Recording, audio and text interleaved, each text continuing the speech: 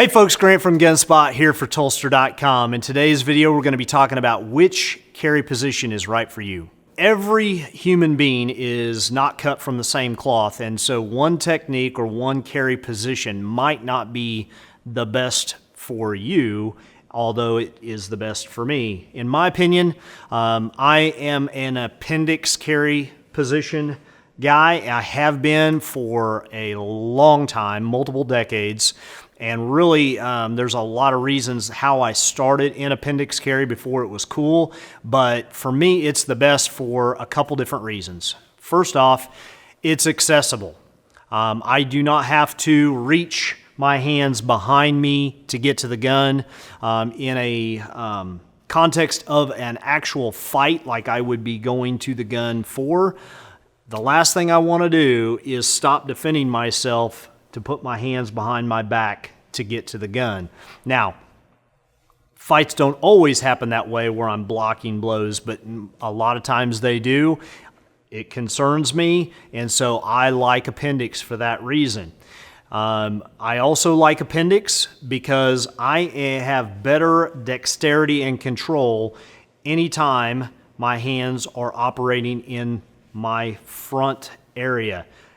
As soon as I start reaching behind me, I lose that visual ability, and typically whatever technique I'm trying to do or whatever function I'm trying to carry out becomes more difficult and more prone to error and failure because I don't have that visual input to help guide my hands. It's going to be hard enough drawing a gun under stress without having to do it from behind my back. Next reason I like appendix carry is time. It's a faster draw stroke than reaching behind you. So I've got better dexterity, I've got better protection, and it is a quicker draw stroke. Those are the top three, if you will, reasons why I like appendix. There are others, but those are the main reasons why I like appendix carry. Now, for those of you that maybe have a larger gut and it's more difficult or challenging to comfortably carry with appendix, the first thing I'm going to tell you is I know people who are in the same battle as you that carry appendix.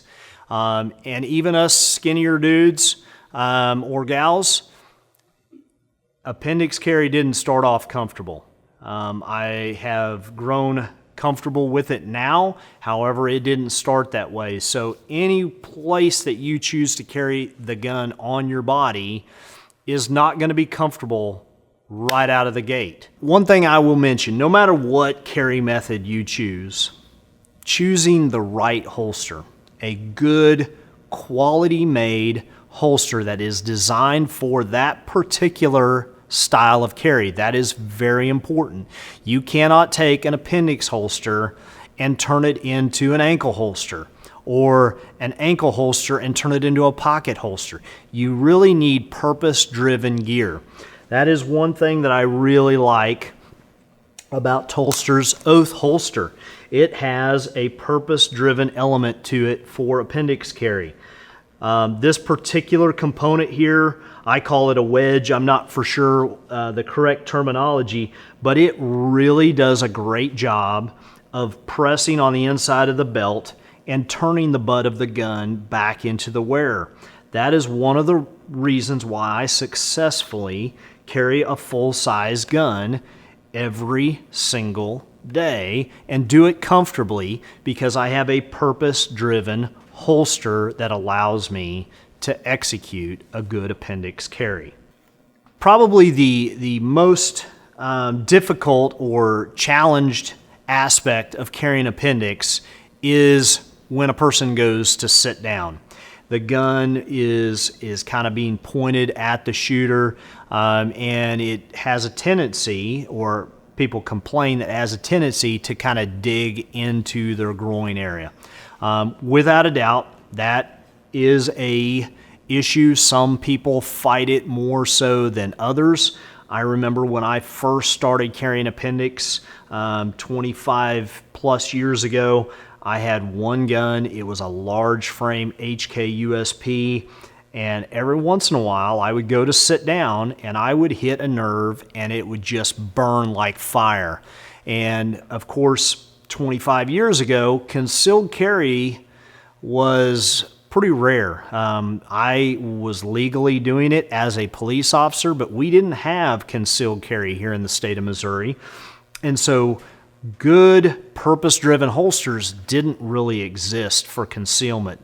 Most everything was waistline carry, pancake holsters, and duty holsters for that law enforcement off-duty element.